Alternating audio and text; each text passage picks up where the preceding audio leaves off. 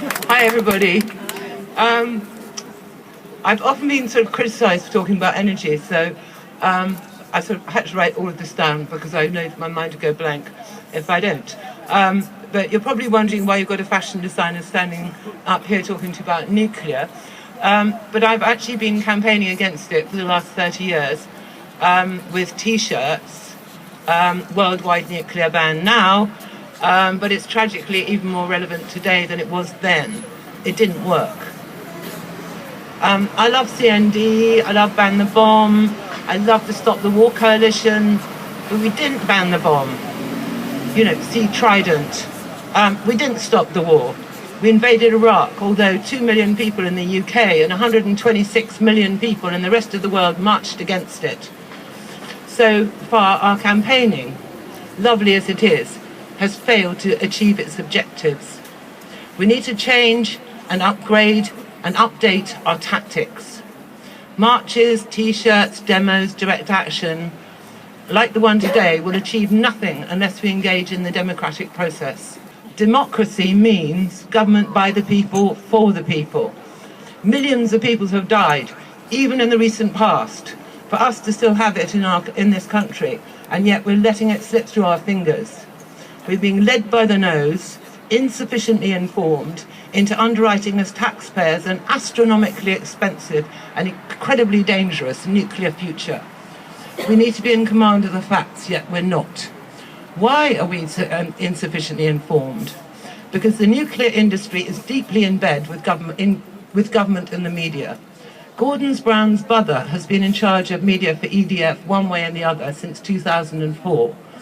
Andrew Brown joined French energy firm EDF as head of media relations, and as of 2011 he held the position of director of corporate communications.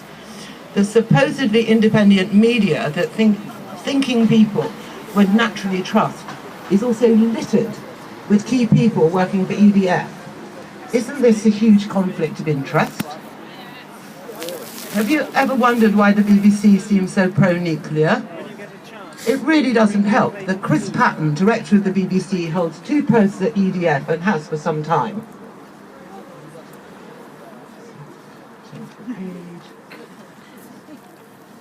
Diana Coyle is vice chair of BBC Trust. She also works for EDF. And not only that, she's a BBC trustee and married to the BBC's technology correspondent, Rory Sellon-Jones.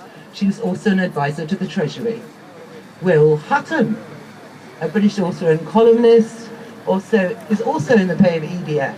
He's a former editor of the UK Observer newspaper.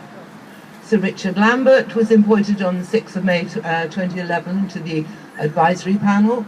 He's the ex-editor of the Financial Times. At one point, there were 19 PR agencies in the UK paid by the nuclear, trying to persuade us that nuclear is a good thing.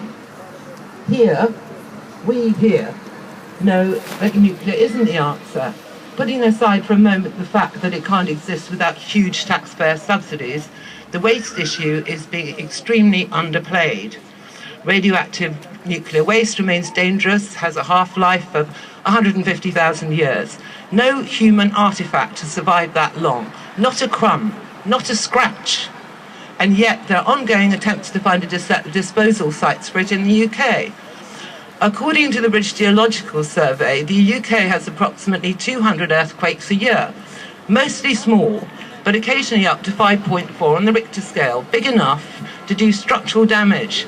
And there's certainly more earthquakes this century than last. We've actually had 2 already this year. So 150,000 years times 200 would mean that repositories would have to be strong enough to withstand 30 million earthquakes. Amongst other things, corrosion, sea level rise, etc. It doesn't stand up.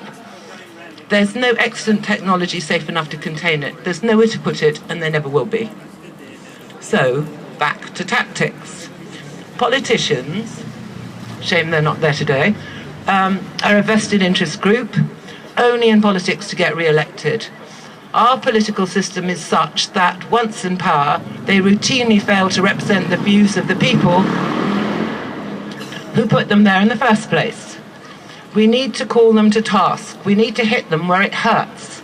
Letters threatening to withdraw your vote if they don't represent your views are something that they take a lot of notice of. So, we need not just to write to our MPs, but also to the Prime Minister, the Cabinet, and the Shadow Cabinet as well.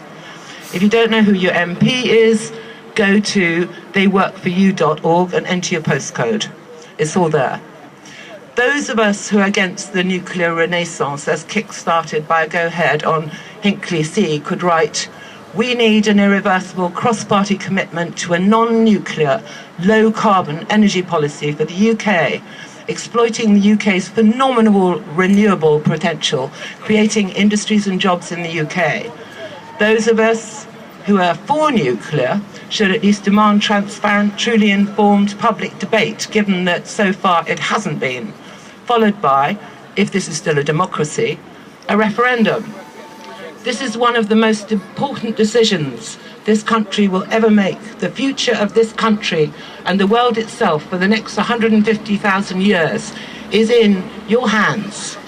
And to anybody who's going to wail, but there's no plan B, let's copy Germany.